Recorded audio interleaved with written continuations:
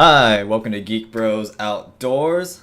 Our brother themes for this week is gonna be Thor and Loki. I'll be Loki since I guess I'm a bit younger, more of a prankster, trickster, and then my brother's gonna be Thor today. Um, Yeah, I haven't worked out in a while, so yeah, he doesn't have the hair really or the strength, but I guess he'll do for now. I mean, I guess yeah. my hair is kind of long and flowy. Not really. Anyways, so before we start this episode, we just want to give a quick shout out to all of our viewers around the world. Thank you for watching our videos. So, V Gates, Swatika, Sabaidi, Yeah. Hello. Um, you know, Yeah, and if you didn't know, we're actually Laotian, and so for in the people who are watching from Thailand, Sawadee Kap, and then the people in Laos is Sawadee Pinong. We know that last week the king of Thailand died, and so there are a lot of people in Thailand who love the king, and so for all the people in Thailand, we just want to say, we're sorry that the king died. So hmm. yeah, Yeah, I guess like just a quick cultural fact, quick cultural fun fact. Well, not really fun, yeah, but for the King stuff, this time around, they're gonna go through a 30-day mourning period where they just are really somber, like a lot of partying and kind of like happy-go-lucky attitude. It's gonna be really toned down for the next 30 days. So, if you're visiting or you know anyone from there, just be really respectful and show your condolences for his unfortunate passing. yeah. And the king, he is renowned. He is a great leader, a great person. The people of Thailand, he's revered. I don't know how to say it. And Mhm. I think he was near 90 years old, if Yeah, I'm not mistaken. and he was So born in Wisconsin, I think. Isn't that crazy?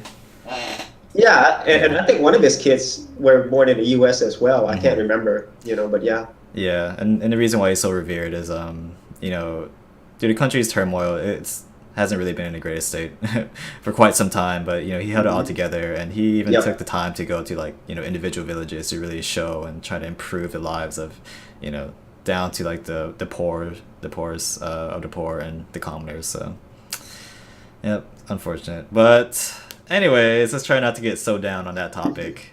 We like to keep our show a little happier, just having fun with it, really. So we just pay our respects quickly. hmm Anyways, again, thank you for watching from around the world. If you want a shout out, just let us know, and we'll give you a shout out because we appreciate you guys. Anyways, so for this week, three topics we have for today. We're gonna be talking about the new Nintendo Switch. That's Nintendo's new console. They just revealed a trailer for it.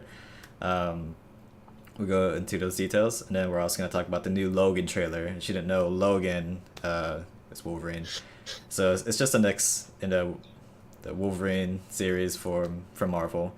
And then the last thing we're going to be talking about is kind of like modern day cyber warfare. So recently, a large DNS company called DINS was recently attacked, which affected a lot of huge services such as Netflix.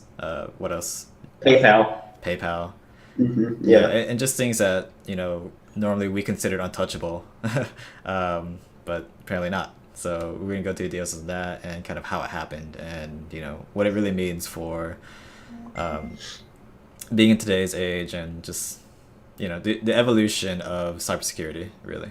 hmm Okay, so our first topic is the Nintendo Switch. So Nintendo had released a new trailer for their new console, previously named codenamed NX. And yeah, did you see it? Yes, I saw it multiple times, and I Multiple did do times. my reaction video on that Yeah. as well. So, what was your initial reaction to it? Like, were you just like giddy? Were you kind of reluctant?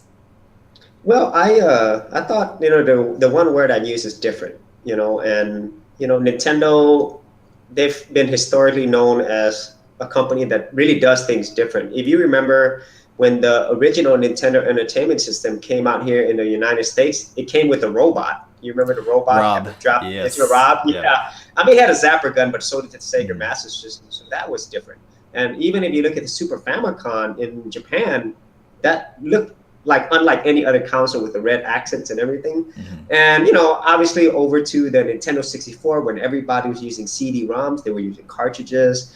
When they went to the Nintendo Wii, that was different with the motion controls. And then more recently, the Wii U, but even before that, the GameCube. So they've always done something different, and that doesn't necessarily mean they've always been successful. You remember the Virtual Boy? That was a Yeah. complete disaster. But when I saw this, the Nintendo Switch, my first thought was that I really think this different approach they take, it might actually work because, when you watch a trailer, if you haven't seen it, definitely go watch it. They're playing the console as you normally would with the controller, but then when they separate the controller, they put it on the console, it's actually a tablet. Yes. So, ideally, essentially, it's just a tablet that you can dock to your big screen at home. So they start off with like just a normal home console with a screen on front, and then the person gets up, they attach the controllers to it, pick the tablet up itself, the controller attach your tablet out, and they just start walking around and playing it. So, to me, everyone speculated this, to be honest. Everyone knew that Nintendo was going to be kind of doing a home console tablet hybrid. Whether or not it's just like the next step from the Wii U. I feel like Nintendo has always been in the realm of kind of wanting to get into mobile gaming, but very stubborn about it. So they tried to do I guess like a lesser version with the Wii U, and that didn't necessarily prove to be very successful. Great console as always. Oh, as far as like Nintendo first party games go, but third party support wasn't there, and it wasn't hugely adopted. But it was different enough from the PS4 and the Xbox to kind of warrant it. Like, I know a lot of people who would have like a PC to play all their AAA titles, and then they would have a Wii U on top of that to play Nintendo exclusive, and just like the different types of games that they offer. But yeah, so the Nintendo Switch, to me, it really is Nintendo like going forward with the mobile mentality, and you can say they're a bit late. I mean, what do you think about that? Since like no other consoles have really kind of taken mobile gaming to this level just yet. Yeah, I think that was part of the strategy. I think that's a reason why Nintendo has been reluctant to get into the mobile space, because as anybody who knows Nintendo is very controlling. You remember even since the Nintendo Entertainment System, after Atari, the big video game crash in the 80s, the main reason it crashed because they didn't have control, specifically quality control. But then when Nintendo stepped in, they had the Nintendo seal of quality. Right. Which basically just meant if you want to be on our systems, play in our playground, you have to play by our rules, and you're gonna have to pay up. So if you notice, with the recent release, I think the upcoming release of the iPhone Mario game, it's going to be extremely successful. Even look at Pokemon Go before that. Even though Nintendo wasn't the one who developed it, they owned that property. It's wildly successful. So if you think about it, Nintendo could have made tons of money by now if they had their properties on mobile, right? But they didn't do that because of this strategy upcoming. Yeah, and maybe it's like a reluctancy because mobile games tend to, I guess, burn out pretty quickly, right? I would say mobile games don't really have legs to it, and maybe Nintendo just didn't want to get caught up with that wash where they just hit a stride, and then like Zynga, right? Because Zynga at one point was very popular with a ton of games. Zynga, they did Farmville, I guess Words with Friends, and like still a lot of really popular mobile games, and then the bubble just popped for them, Yeah, but I think Nintendo's different. You mentioned it a little bit earlier, and everybody knows you get a Nintendo system for Nintendo games. Right, but what I was trying to make the point was I think Nintendo didn't want to jump into it so quickly, right? Because I think they were afraid of their bubble popping. So saturation. Yeah, probably. So it seems like they've been waiting for long enough, and maybe this is the prime time for them to get into the space that they want to. It's still mobile, but it's still Nintendo, but it's still console-y, So and another thing, I don't think for our people who are watching, most people who are watching this are from the US. And in the US, console gaming and PC gaming, it's really large.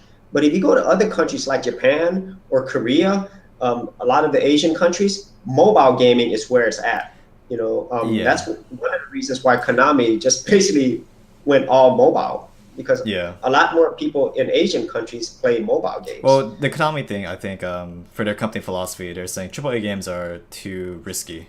The return isn't good enough for them. Like when they do like these pachinko, which are pretty much like gambling arcade machines, they play on people's addictions, I guess, and that's more of a constant, like low cost, right? So low risk. but they do make a lot more profit from their mobile games versus their AAA games. And like I said, if you go to Japan or Korea, mobile gaming is huge. It's Yeah. absolutely crazy Yeah, but huge. that's not to say PC gaming isn't huge in Korea, because Korea is like the mecca of esports, right? So Sure, that makes sense. But I yeah, mean, if you actually look at the numbers, obviously there's more people who have a mobile device than a console. yeah, of course, of course. So I So mean, yeah. we're definitely talking about two different segments here. You have like your casual gamers and you have like your more hardcore hmm gamers. I hmm would say Korea, it still has a really strong hardcore gamer base. Japan, more so some console, not PC as heavily, but mobile is definitely uprising. Yeah. And PCs are still huge in Europe, and it's always been like that. So I would say that Europe is probably like the biggest consumer in actually like hardcore PC games, and then US second, Korea. Yeah. But regardless, the casual gaming space, anywhere you're in, like it's growing, and it's not hmm necessarily, I guess, taking over the hardcore space at the same time. No, it's a different market, like what you were Yeah. saying. Yeah. And so, and with Nintendo's move from GameCube to the Wii, it seemed like their transition was more into the casual games market, and then mobile hmm started coming out after that, and I think that really ate away at Nintendo. Whereas, PC, PS4, Xbox, they still could hold their ground because they weren't targeting the casual space as much. Yep. Yeah. And that's where Nintendo, for years now, they don't rely heavily on specs. Mm. That's good and bad because I mean the good thing is it's Nintendo. If they make a game, it's pretty much going to be successful. The bad news is you're not going to have a lot of third party support. Hmm. Because these systems are underpowered compared to the PS4 and the Xbox One, Yeah. and especially compared to PC gaming. And that's one of my concerns. Just being like, I love specs, and it looks to me like the Nintendo Switch is basically a Nintendo Wii U, maybe with a little better innards. I mean, it's basically a super powerful tablet. It's going to be more powerful than any tablet available. It's basically a NVIDIA Shield.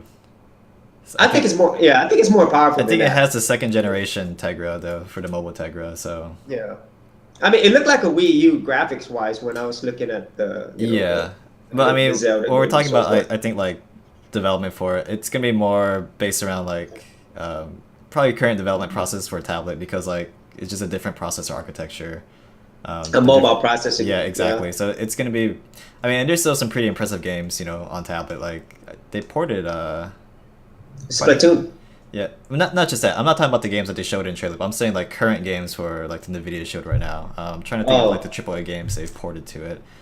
I want to say Doom Mass 3. Effect, Doom 3. Yeah. Yeah. Crisis.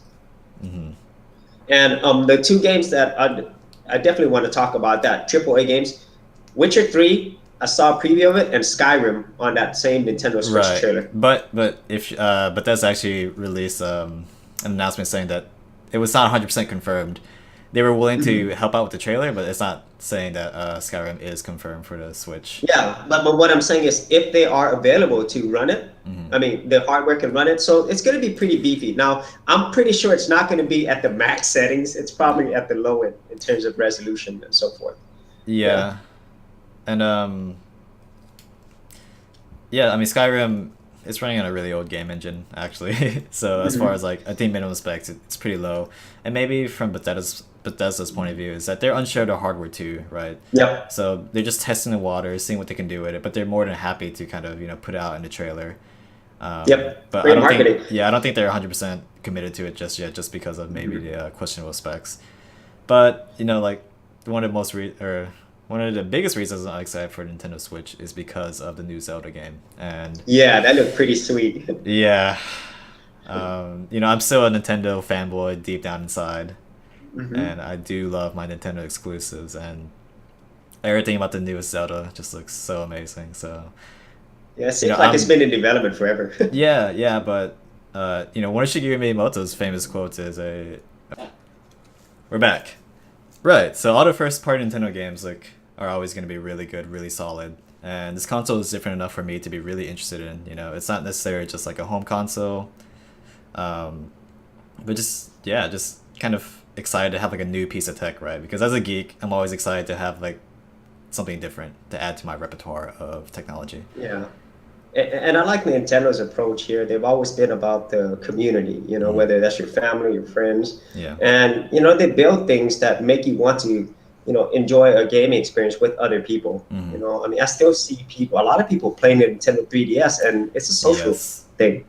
So Yeah, and surprisingly, from all walks of life, right? No matter how old you are, yeah, where you're from, anytime you go to the airport, if you have your 3DS out, they have the street pass, which notifies you when you pass another 3DS owner, and they come kind of visit your system, and you can see their avatar and everything. I still get a ton of those from just like people of all ages playing. So yeah, people still love Nintendo, and again, it's different enough, because everyone, I mean, it's a supplemental system, right? You may already have your PS4 or your Xbox or your PC, and a Nintendo is just the other gaming experience on the side.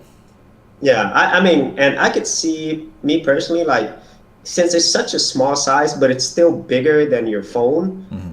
I could really see more people carrying this around in their bag.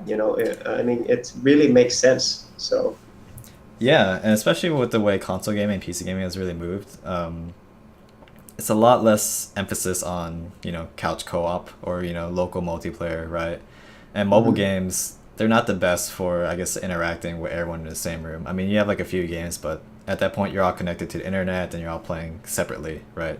Yeah, So this is a yeah, really good return to the roots of like couch co-op. And the best part yeah, about it, it's super convenient to carry around, right, and to bring yeah. And anywhere. I like how Nintendo showed that in the video. Mm. They showed a group of people playing, and even esports in the end. They were playing next to Yeah, each I other. don't know how I feel That about was that pretty. one. I mean, it's. I mean, if you look at mobile games such as Vainglory, which is a MOBA, and they have a Mhm. pro scene too, and that's exactly how their pro scenes. It's just five people sitting at their table with each with their phone or tablet in hand, but they're playing in front of a huge audience. Yeah, Um, as far as Nintendo pushing the esport aspect, that's it's pretty peculiar because Nintendo's never really been into like the competitive gaming scene. I mean, hmm obviously it's huge right now. It's blowing up and it's going to continue to grow. Um, as far as Nintendo making a dent in there, I'm not sure. Splatoon looks like a great yeah, game. I haven't played it yet, yeah. Maybe but they have something in the works that we don't know about, gaming yeah, wise. yeah, we'll see. We'll see. I'm not Yeah, too hopeful about it. I'm not. Oh, let me put it like this way. I'm not gonna expect anything out of it. sure. I'm not gonna set any expectations for esports. I feel like one of the biggest problems Nintendo has had in the past, and this would kind of affect that, is the ability to play online very easily. In the Yeah, past, ever that's right. since the original Nintendo DS, it's just been a pain and cumbersome to connect with your friends and just to play online. Um, but it's Nintendo being very Nintendo in the fact that they want to be very controlling, right? hmm And they want to make sure, first and foremost, that it is kid friendly. So I think they're just too afraid and worried about all the trolls on the internet to really make it easy and accessible. And so that's has been one of their shortcomings. Yeah, Whereas if you look at Xbox Live or PSN, the greatest things about those is it's really easy to just pick up and play with your friends, right? Nintendo has been yeah, the complete opposite, and it seems like they've just been a few too many steps behind on that. So they really need to get that down in order for the Nintendo Switch to be to take off. For it to be like a real social. yeah. I mean, outside of your immediate people around you, they really really need to nail the online system down this time. Otherwise, Mhm. it, I'm not sure what else they could do for it if they're willing to Yeah, change. But that's more of yeah. a Nintendo philosophy than anything else. Yes, yes. 'Cause, I mean, because Mm. technically they have the money to do it. I Yeah. mean, yeah. I mean, and speaking of money, I'll be curious to see two things: the specs that they have, because it is cartridge based. That's another different thing. Yeah. And also, I want to know what the pricing is. Because you could get a PS4 Pro right now for $399, and I'm thinking whenever the Xbox One Scorpio is released around probably the same time as the Nintendo Switch, maybe a little bit afterwards, Mm. it's probably going to be $399 as well. So, I we'll could see the pricing. I could see the Switch realistically being priced at $399 as I well. could too. Nintendo, they've been pretty strict on price changes for their consoles. I believe the Wii U is still $300 retail, even though you can get it for hmm much cheaper if you like a refurb copy, which is basically you know Yeah. almost a brand new copy since it's directly from Nintendo. But the point being is that the Wii U hasn't dropped price, regardless of ill sales. But again, $399, I think that'd be a good price point. Yeah, because you're getting a mobile and a console. Exactly. So I mean, think Exactly. about it that way. You know, The and value proposition, I would be willing to pay $399 for that, definitely. I would too, especially if they include a new Mario game as a pack-in. Oh, I'm all over yeah. that because it looked like a new Mario. It looked like Mario 64. Yeah. Well, not Mario. You know what I'm saying? Yeah, It looked yeah. pretty A new sweet. 3D Mario game, yeah. But I mean, Yeah. definitely, Legend of Zelda. That thing's gonna make that console like hotcakes, at least for the first couple months. And again, Yep, we're for gonna have to sure. really look at the in the long term, right? Because as always, Nintendo always has packs a punch with first party support. Hmm. Actually, on the Wii U, I feel like this generation not so much. There were a few good games, but not enough to really, I think, even just warrant the purchase for it. Yeah. But yeah, so Switch, I would say maybe like the three success factors for that, you know, continued and strong first party support, third party support. It could be pretty average to me. I mean, I'm sure some people will Hmm. come and try to utilize some, see how they fit. Sure. Second, they really need to nail the online system down for sure. Just to make it easy and convenient for all your things to be in one place. So, whether it's buying games, whether it's playing with your friends. And third, hmm, what would you say is Pricing. another success Pricing. criteria? What's that? Pricing. Pricing. Yeah, Yes. yeah, yeah. Not. If it's $500, I don't see it selling. Yep. But $399, $400, Mhm. I think people would buy it. Yep. Most So definitely. pack-in game Nintendo, either Mario or Zelda. Yeah, I mean they're definitely gonna have a release because I think Zelda's very far along now, and so it should definitely be ready by the time it launches, which is next end of no, March, yeah, March the 2017. Q2, yeah, Yeah, Q2 that's not too 2017. far away, actually. Yeah, I'm surprised it was that quick. I thought it'd be like maybe like fall 2017. So, yeah, yeah, and Nintendo's not putting out any more details until 2017, which is gonna be very interesting. So hmm. hopefully it means it's nearing completion, and they're not doing this as like a test of water sort of things, right? Hopefully they have most Yeah, of their design and things firm at this point. yeah. And in other news, Rockstar also released a trailer for Red Dead Redemption 2, Oh, and that looks sweet. I feel like the Nintendo Switch has kind of overshadowed that. But someone had made a really good point where you don't need to announce these kind of things at like a gaming convention, right? You don't need some guy on stage to just come up and talk about it. People are gonna get super excited and hyped no matter what time it is if she just released On a the trailer. internet. Yeah, exactly. Yeah, I mean, and Red Dead Redemption, that was already an amazing game, and Hmm. Redemption 2, that looks spectacular. I mean, just looks alone, but they're gonna have the story behind it, the gameplay. That looks crazy to me. I Yeah. mean, I mean, the only thing that may be cautionary is if they take the same approach as GTA 5, which a lot of people love and has sold very well. mhm. But there's a lot of complaints on just lack of single player focus. GTA Yep, 5 makes all of its money from GTA Online.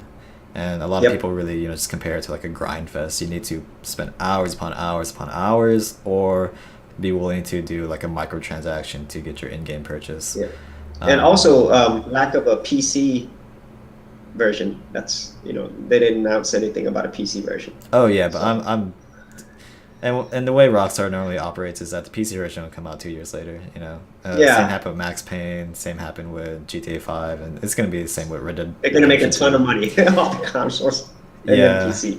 but Rockstar did it in a very I would say very successful way with the Hmm. Grand Theft Auto 5 because they released on PS3 and PS3 and Xbox 360 first, right? Yep. 2 years later, they released on PS4, Xbox One, and then even on PC. So, if you think about it, Grand Theft Auto 5 came out almost 3 years ago, maybe 3 or 4 Yeah. years ago now, and it still continues to sell at a very respectable price point. And people are still playing it online. That's kind of crazy. Yeah, You know? I mean, it kind of comes down to I think it's very similar to the argument for DLC. Ideally we should just vote with our wallets, right, to see what we like and what we don't like. And while a lot of people are very Mhm. vocal about it, there's more people spending money there than there are Yeah. people against it. And So in this case, I think GTA, Rockstar, they do it right. I mean, you actually get value for doing it, and at the same time, the modding community is huge for GTA. You not know. so much in GTA 5 right now, Hmm. basically because Rockstar wants you to spend money in game through their means, I right? got you. That makes sense. Yeah, and then obviously there's gonna be a lot of if you really let the modding community run wild, there's gonna be a lot of chances for I guess hacking and unauthorized usage. You're right. Yeah, and then at the same time, it's gonna take away from the core GTA Online experience that they want you to be in, so they can sell you something, right? Yep. Anyways, we'll see how it is with Red Dead Redemption 2, but looks very good. And hopefully, I'm more of the camp of single player focus because that's what's always shined to me about Rockstar games. Online's alright, and it's fun to play with your friends, but I really, really, Rockstar has always did a bang up job, on the single player focus ever since Grand Theft Auto 3, Yeah, That's my first I'm also, foray. yeah, me too. I'm single player first would be priority because, maybe my age, I don't enjoy online first, especially if it's online required. I just want to be able to play the game when I want to play it. So I prefer a single player experience with a story and everything else. Yeah, and to me, Rockstar has always been about, they're amazing at creating the narrative, the atmosphere, the city around you. And so, yeah, that's always been my favorite part about any, Grand Theft Auto game, Red Dead Redemption, Max Payne even. So, yeah, we'll see when more details come out from Red Dead Redemption 2. I'm pretty sure it's going to be very similar to the Grand Theft Auto 5 model, single player, but then the cash cow is going to be online. So, also, I think it takes place in Louisiana, so that's pretty cool. Yeah. Yeah. All right. Anyways, that's it for this week in gaming. That's I would say the two biggest announcements. And if you're into esports, League of Legends finals are going to be going on next week. So, surprise, surprise, the top 4 teams, 3 of them were Korean, and that's the most Korean. Oh, that's the most team from any one region that they can allow in this tournament. And so, it's just people were very hopeful for North America to come out and have a chance at being in the finals, even winning it, but those dreams got shut down very quickly in the first week. And again, it's our Korean overlords dominating in the esports scene. So if you're interested in that, be sure to tune in for the finals next week. It's going to be at the Staples Center in Los Angeles. Definitely watch online. It's going to be a pretty good match. The biggest point for me on that is that there's a lot of eyes on esports right now. A lot of venture capital is going into it, and they're really trying to legitimize it to becoming a mainstream thing. So it'd be very interesting to pan out and see what happens after the World Finals, and just to see who's going to be jumping into the space. That's going to definitely be something to watch out for. So what's the final prize money-wise? I mean, not including sponsors and everything else. Yeah, sure. So originally it was $1 million prize pool, and the prize pool is spread out across everyone. So first place they get the majority, second place they get a pretty big sum, and so on and so forth. In this case, a lot of people were really crying out for that because $1 million is actually not considered a lot for the prize pool. If you look at games like Dota 2, which is kind of community funded. So in Dota 2, you can buy a package that gets you a bunch of in-game items, but that your money also goes directly to the Dota 2 prize pool. So the more people who buy into it, the bigger the prize pool is, right? And so I believe for the Dota 2 prize pool, it came out to somewhere close to $16 million compared to League of Legends. Compared to League of Legends, $1 million, which is pretty minuscule in the grand scheme of things. Yeah. Right? Considering that League of Legends is a bigger game, I think, well, at least more active players. And I want to say revenues-wise, the company Riot's making more than Valve is. But when you compare that to a $60 million prize pool to a $1 million prize pool, it seems a bit silly that it's that low. So what League of Legends have decided to do this year is to include 25% of sales of a skin. So 25% of the profit from that skin sale goes to the prize pool, and I think it's currently sitting at 3-4 million right now. Actually, maybe more than that. So it's they're definitely taking a step in the right direction. But that was pretty shoehorned in at the last moment too, just because of the community saying this is unacceptable that this prize pool is so low compared to something like Dota 2. So it'd be crazy, and we talked about this before, and everybody knows it. Esports is to me, it's gonna dwarf traditional sports.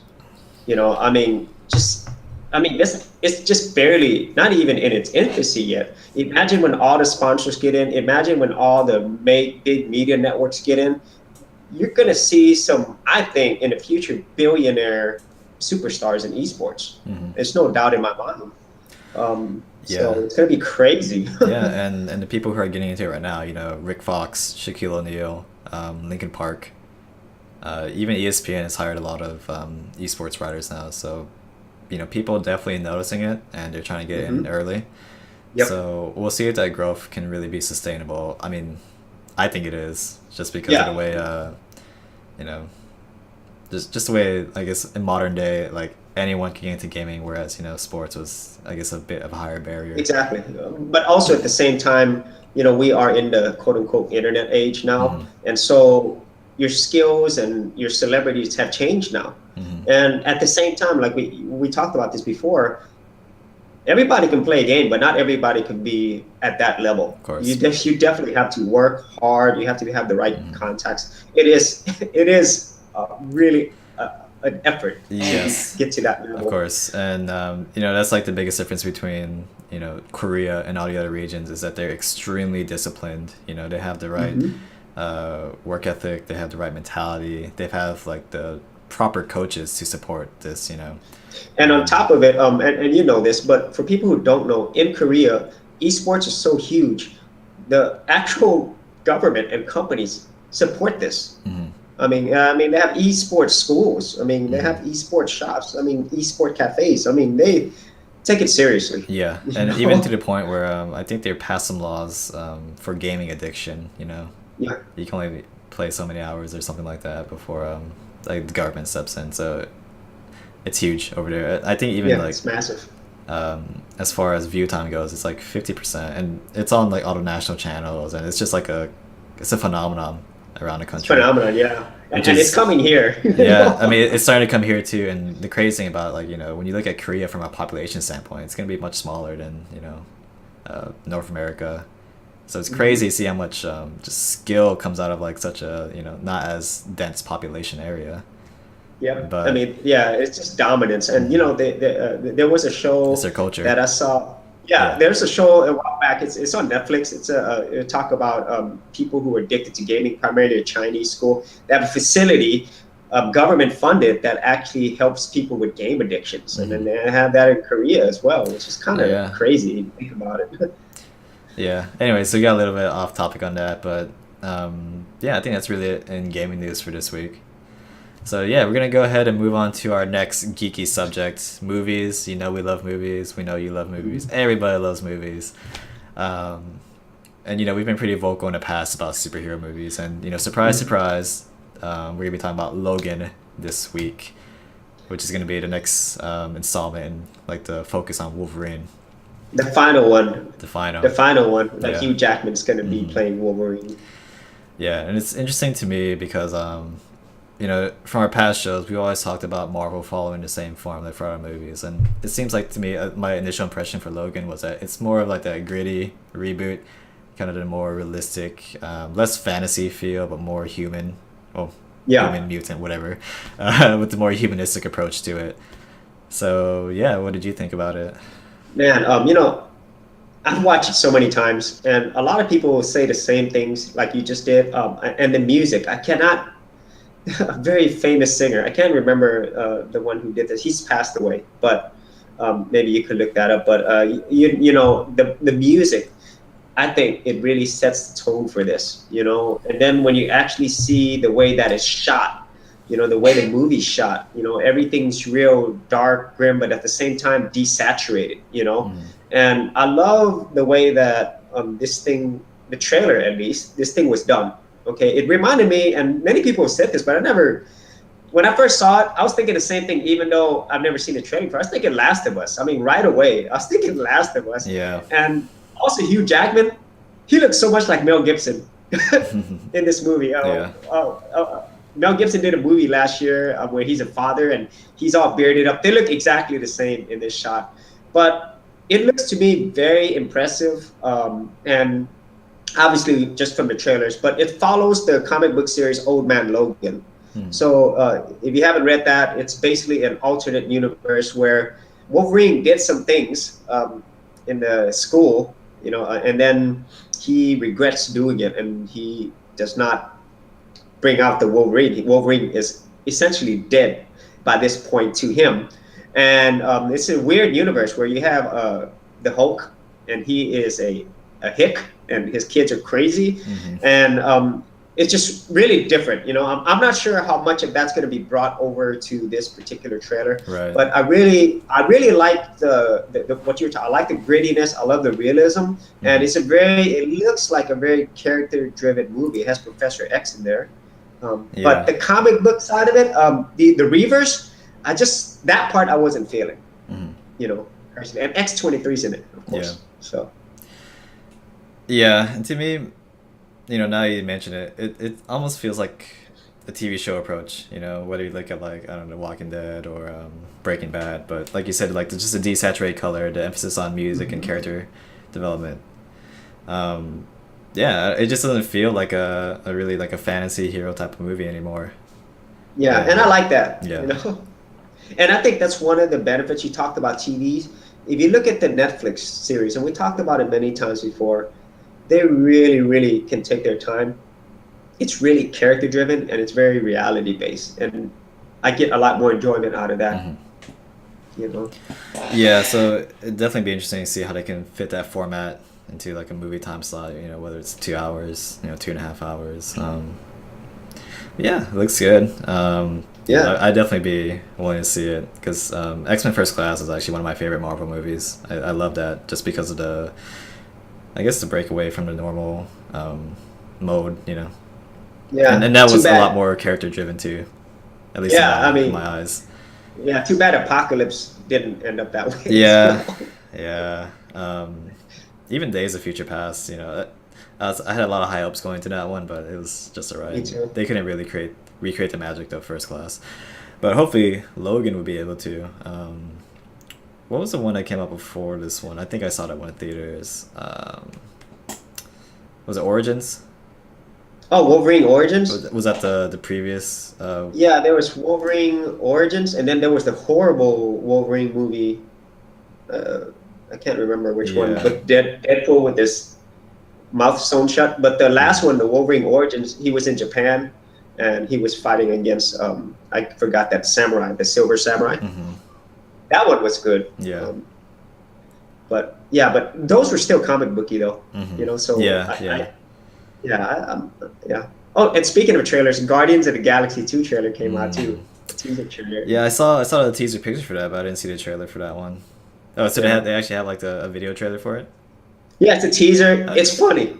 It's actually funny. But I have to say the Logan trailer, it actually makes me excited to watch the movie. I mean, to be honest with you, Fox with their handling of the Marvel characters, besides what you mentioned, First Class and maybe the first 2 X-Men movies, even the Wolverine Origins, it was good, but and Deadpool was the last one that Fox did really well. And Sony, besides the Sam Raimi Spider-Mans, I'm really hoping that this is as good as the trailers make it out to be. I would hate to be disappointed in this, but it looks cool. And who knows, it might be an X-23 spinoff.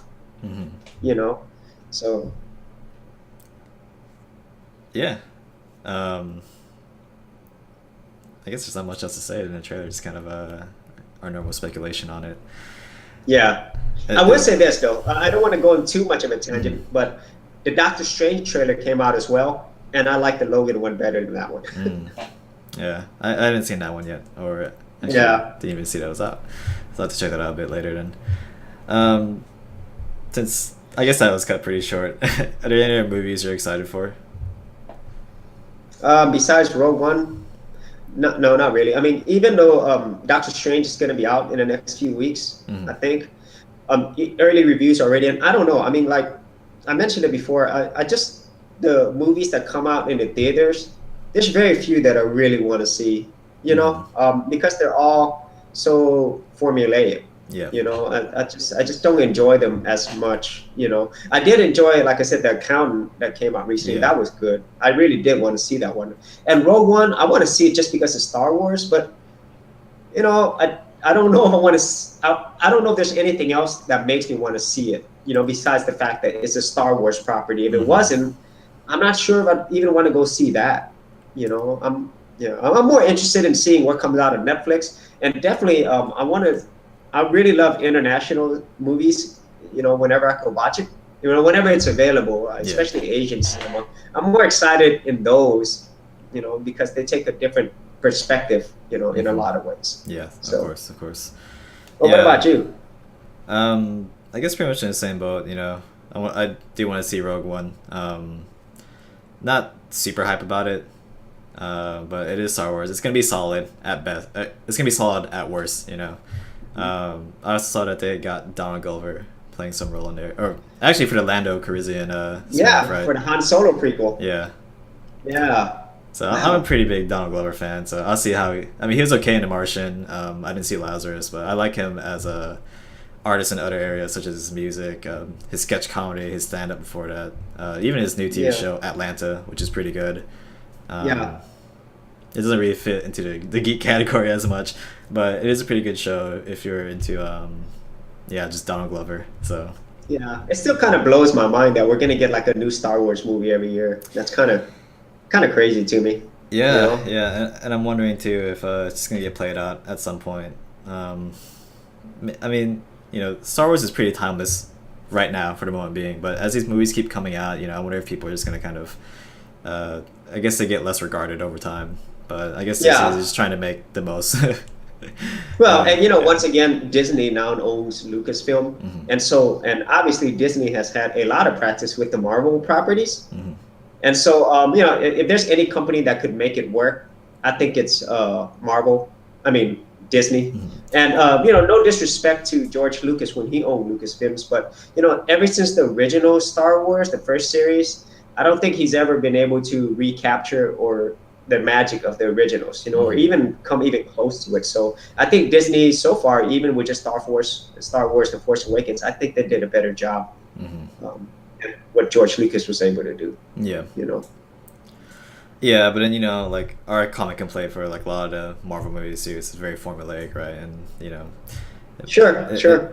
you know, and be it like that, you know, Star Wars movies may become formulaic too, but still make, you know, just a ridiculous amount of money regardless. Yeah. I'm just waiting for the burnout to happen, and obviously burnout means they stop making money. And so far, they're not. They're making tons of money. Still. Yeah. So Yeah. you know, I'm not sure. You know, From I mean, like I'm kind of burned out on it myself, though. You know, yeah, so. but I guess from like a critical standpoint, you know, maybe it won't stand the test of time, and it's more just in the moment, right? So Yeah. maybe they won't be remembered too far down the line. Or Yeah, I think you're right. regarded. Yeah. Yeah. All right. So yeah, I guess movies is doing all right for now, but I guess there's not really much to look out for. But yeah, check out those trailers and let us know what you think about them, and you know whether or not you agree with us or not. Okay, so our last topic for today is going to be more about the modern cybersecurity. So why don't you go ahead and tell us about the story of the attacks on DNS, which affected Netflix and PayPal and other large Yeah. companies. So you know, as you've probably seen in the main news, that we had an outage in the East Coast earlier this week, and it affected some pretty big companies, just like my brother mentioned, Netflix, PayPal, and so many others. And so what was unique about this attack is the way that it was done and the large scale that it affected people. Now, and you know, we're not internet security experts by any means. However, in just general, what happened was there were some DDoS attacks. And typically a DDoS attack means that it has sent a lot of requests and posts to a website, which then takes up all the bandwidth. It basically then- like simulates traffic, right? So imagine like Yes. it simulates like a million users hitting this one service up at the same time. That's correct. Yeah, at the same time. So it overloads the servers, and so other people can't get to the website. Okay, and that's been around for a long time. What's different about this one is they didn't attack the website servers. What they attacked was the domain name servers. And so what the domain name servers do, like say you typed in a website, right? Like it a URL, will like a read- www dot. Yeah, www.whatever.com. Yeah, yeah. And what it'd do is it'd take that address and it will direct it to the correct website, the server that is on. Yeah. And so this was a unique approach because they actually attacked the domain name service, which is this company's name, DYNS, DYNS, and they're out in New Hampshire. And so that is way more powerful than you attacking a website server. Okay, so that is pretty big. And then on top of it, another unique thing was that the way used they used Internet of Things devices to do this attack. And so if you're not familiar, Internet of Things are things such as your router, your security cameras, your baby monitors, your refrigerators that are connected to the internet, your microwaves which are connected to the internet, your home devices, monitoring devices. Most people don't think about that, but there are so many devices, the Internet of Things connected to the internet. And a lot of way DDoS attacks happen is that you have some malware affect the computer, right? And it basically turns that computer into what they call like a zombie. So there can be like a million computers around the world unknowingly, sending traffic to a certain server, right? So a lot of people, like they're not aware of it, but basically, like say one person has control of like a million different computers who don't know that they have this software on there that's gonna attack another server. And so what you're saying now is that these the Internet of Things devices, like you had mentioned, they all have been I guess zombified in a sense too, and someone can control them, all those devices, to send traffic to a server to attack. And in the old days, DDoS attacks were primarily done off of Windows machines. They would take over Windows machines and boom, send attacks. But this is a lot more complex and is definitely way more difficult to control. And I did want to mention something. A lot of these Internet things do run on a Linux kernel. Okay, and for some people they'll say, well, all of them run on Linux. No, they run on a Linux kernel. And as anybody knows, the Linux kernel or the kernel is just one part of the operating system. Okay, there is an operating system that's built on top of it. So the security levels are different. And so with that being said, the Internet of Things, they have really poor security. I mean, for example, let's talk about your refrigerator is connected to the internet. More than likely, the password is going to be the default administrator password. And unfortunately, people can't go in there and change the default password, okay? Same thing with baby monitors, same thing with security cameras. And so right there and there, you already have a security flaw built into the device right when you buy it, and you yourself have no control over it. Right, and it's an oversight on a lot of companies' ends. They just don't expect people to abuse it in such a way, but when you leave it open, someone's gonna eventually. I mean, just because you can't see it doesn't mean it's not there. That's correct. And now I've said this before in other places, but security, any system can be compromised, but whenever your security is that low, your entry, your barrier of entry is that low. It's low hanging fruit. It's so much easier. Yeah, very low hanging fruit. And I forgot the name of the website, but there's a website that you could actually find out what Internet of Things are connected to the internet with. And if you have some piece of information, you can actually control that device. And most of the times, that's pretty easy. I think for people who have the knowledge, they'll know what the IP of that Internet of Things is. They know what the default password is for those type of devices. Boom, they have root access. And so the people who make all these devices, the consortium, I can't remember the name, they are aware of this. Okay, they were aware that these things could happen back then. However, there hasn't been a big push, like basically across the board for all these manufacturers to come up with, here's some base standards of security for all these devices. And I think now with this attack, and continued attacks even before that they're going to have to spend a lot more time and effort into producing standards. And another thing, we're heading into the world, or we already have been heading to real cyber warfare. Especially now we have so many things that are connected to the internet. We talked about situations where people could get into the power grid and just shut down people's power grids or shut down their water filtration systems. That is some really serious stuff. But when you think about this stuff, Internet of Things, which is everywhere, I think that's even more serious because they can attack you absolutely anywhere. So, what are your thoughts on that? So like the whole Internet of Things, to me, it's a double-edged sword, right? Because the accessibility and like the barrier to entry to make these devices is very low, which is great on one hand because it really doesn't limit you, or anyone really to start getting in and making these things, So from that perspective, a lot of people can contribute to it, and you can see like a lot of just different ideas and products really come out of the market. But at the same time, like you said, without a standard, it does leave a lot of security loopholes open because security, at least from like my perspective, like it may be like the last thing, when making these devices, because you're more enamored with like the actual research and development and creation of this cool tech or this cool idea, and so it is an oversight a lot of times when they forget about security or make it like a last priority kind of thing. But if they do make standards or rules that they need to enforce, that's going to create a lot of overhead, right? Between costs, development, getting certified, and things like that, right? It's just going to make the process a little harder, which is, going to make the barrier of entry even higher at that point. But, it is something that you very, do need to consider, because like you said, in the current state, a lot of it is just, it's left open, right? So, I mean, like, what do you think that, people can do to combat this? It's like, say you're a company, making these devices. I mean, do you really want to... Oh, yeah, go ahead. Well, me personally, what this illustrates, and, I like how you pointed out, like, barriers of entry is business, okay? Business first. I mean, you're going to make less money if you have to spend more time getting licenses, getting approved, going through standards.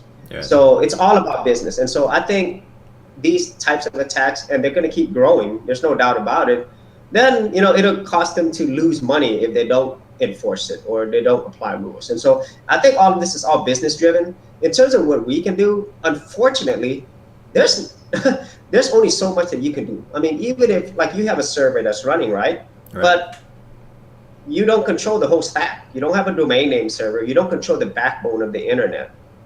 So there's only so much that you can do. And more, I think for these types of security attacks, it's less dependent upon how secure you are. Right. I mean, if you go to, I can't remember the name of the website. I mentioned it before, but so many websites get hacked every single day.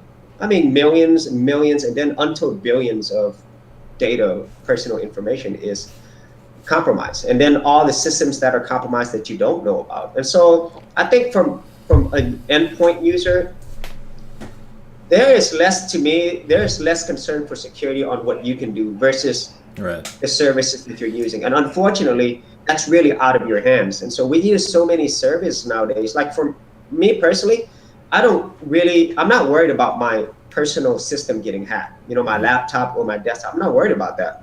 I'm more worried about the fact that all these services that I'm using, they're on the internet on servers that you don't control and security standards that you don't control. So no matter how secure you are, you're not in control. So I don't want to be pessimistic, but that's the honest truth. You don't have control over the security that you have, Yeah, so what are some tips that, everyday consumers can take to combat some of these things? I'll throw one out there. You should use a password management system where you create a different username and password for every single website you go to, because, you can be signing up for some forums that are like a lot smaller, right? And, just like they don't have the resources to dedicate to, putting in security. So at least for me, it's like, I try to have a different password, on every website. Yep. And, that's what I do. Well, it's hard to manage manually because you don't want to remember a million different passwords. You can get a program such as, I think, LastPass or OnePass. Yeah, but LastPass did get hacked, though. I just want to point that out. It got hacked last year. So, I mean, me personally, in terms of security, you go back to the fundamentals and basics. My opinion, it's going to be harder work, but password, okay? Get a password generator that'll generate really long, complex passwords, and then put it in Notepad somewhere, on a text file where no other people have access to it. Don't put it online storage or whatever. That's my opinion. That's first and foremost. And then even more important than that is the whole social engineering thing. I mean, because a lot of these security flaws and issues is done by social engineering. It's not done by anything technical. So I think those basic foundations will keep you more secure than most people, okay? But I still think that nowadays you don't have a lot of control over your security. Or privacy. Or privacy. Yeah. So I really think it's difficult. Even if you don't use the internet at all, a lot of these information is public record. So if anybody wanted to get your information, they could, even if you don't ever use the internet. So it's, I don't know. We don't want to create paranoia or fear, but we do want you to be aware, right? And just to do... just be aware and mindful at all times that, there are some possibilities. You need to make sure that you can take these small steps to protect yourselves. Yeah. And even if you do have stuff locally, like on your phone or your laptop, I don't do it, but if you wanted to, you could always encrypt your devices. Hmm. That does add another layer of security. However, there's performance issues, and Right. then if you forget the password, you can't unencrypt your Yeah. stuff.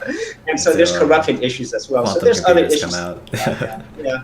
There's a lot of things that you can do personally, but I really Mhm. think just the basic foundation, strong password and Different social engineering. passwords. Yeah, different passwords. I don't know any of my passwords, so I have Mhm. to copy and paste them. Yeah. I don't remember. Yeah, It's a 5 second inconvenience, but it may save you hours, days, weeks in the long run. that's correct. Because a lot of these automated brute force systems that try to hack into servers and stuff, they'll keep trying different combinations of passwords. So no password is unlockable.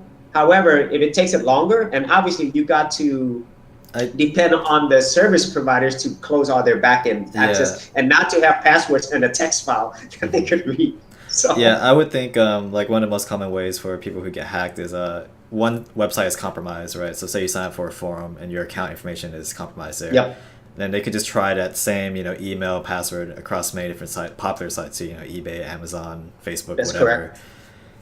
Yeah.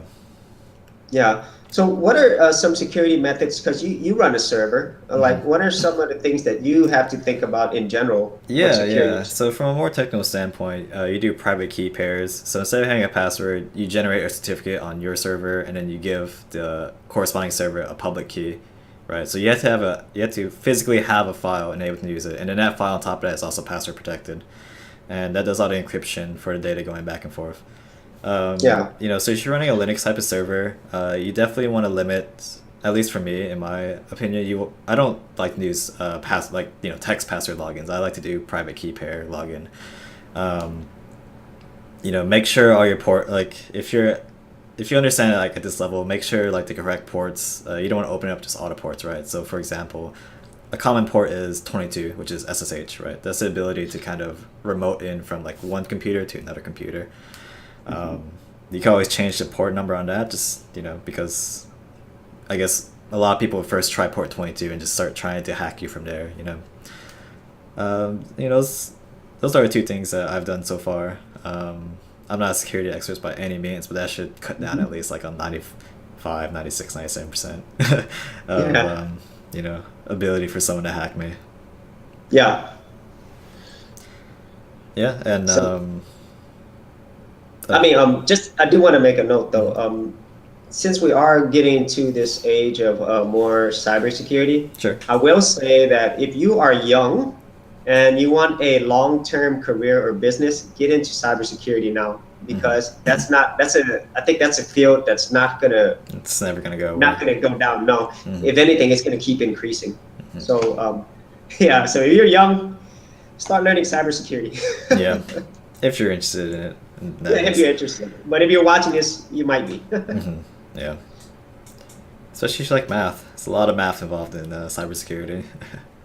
Yeah, it's really complex. I had a friend. Her husband works for the government, and they do these cybersecurity training programs. Mhm. And obviously, they don't divulge anything, but just some of the methods in which your systems can be compromised. It's pretty crazy. And that Yeah, doesn't mean that you have to be in the military to learn this, because a lot of these things you can learn on your own. But it's things that it just blows my mind. In other words, yeah. you know. If you like tinkering with things, if you like to challenge and find these exploits, there are different terms for different types of hackers. There's like the white hat, black hat, Mhm. gray hat. So what a white hat hacker does, I think that's the proper terminology. Ethical hacking. Yeah, ethical hacking. So they just try to find exploits, and as soon as they find them, they'll report them just to make sure like that security hole is, Yep. Yeah, and that's what plugged Google, up. companies like Google does. And they pay people to do Facebook, it too. they pay people. Yeah. Man, what's that million? Like sometimes they offer huge bounties on these things too, up to millions of dollars. If you can find this exploit, they will pay you $1 million for you to Yep.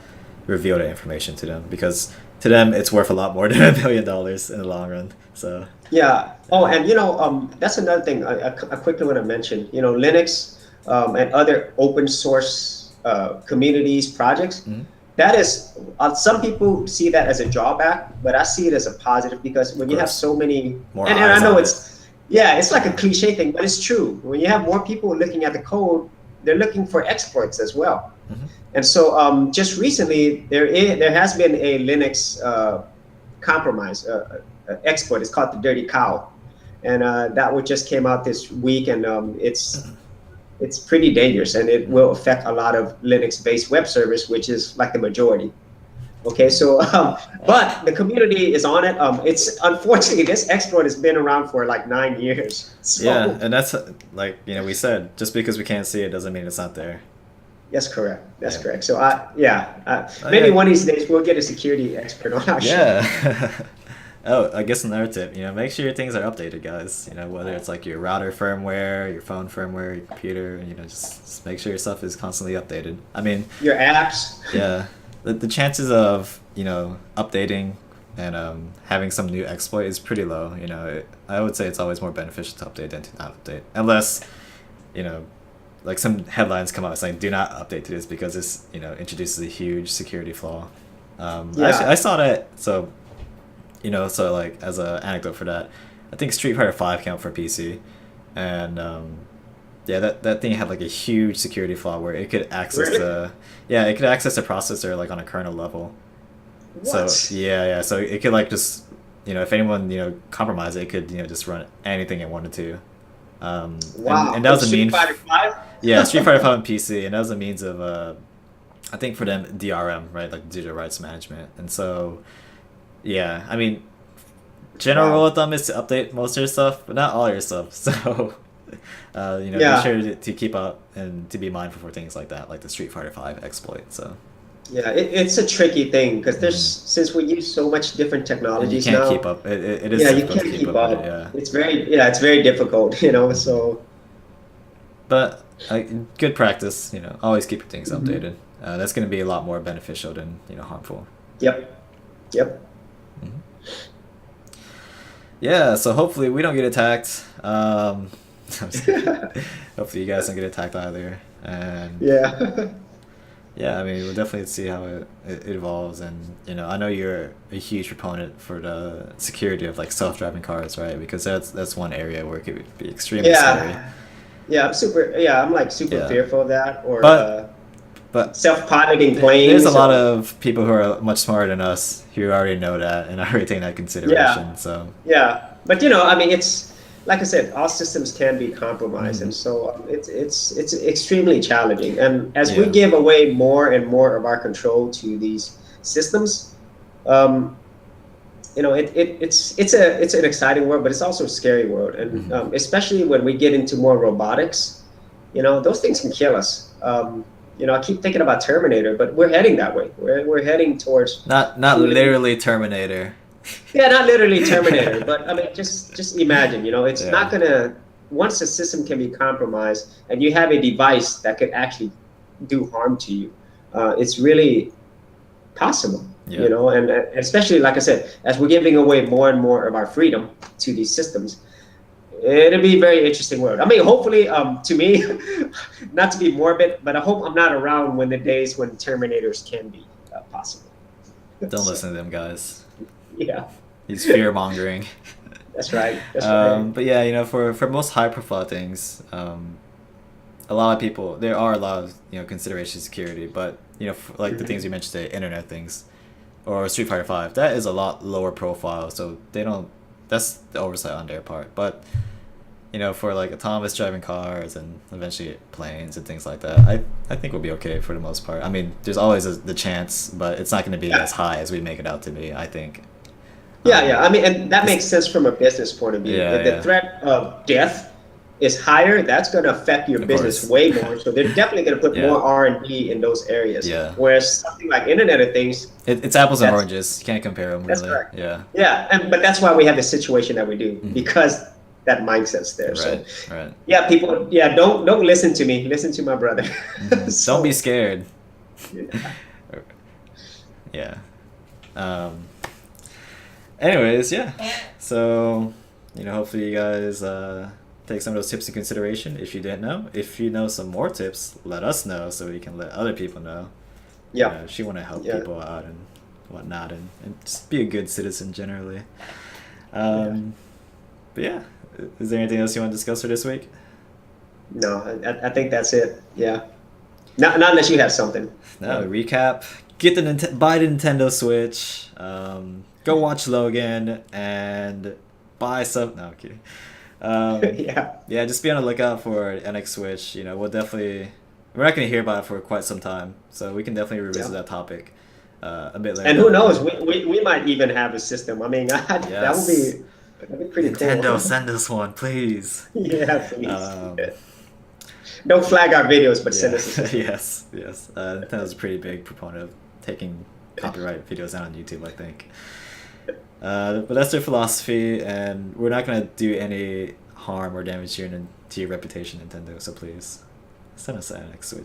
Send us a Nintendo Switch. Yeah, send them Zelda, send me Mario. Please. Yeah, so, we'll check out the movies as they come out, and, we'll definitely be on the lookout for more tips on, cybersecurity and keeping you safe. So that's going to be it for this week. We hope you enjoyed today's show. Leave comments below, like, subscribe, let us know what you want to talk about or you want us to talk about. And yeah, just thank you for watching. Again, for all the guys around the world, thank you. Thank you.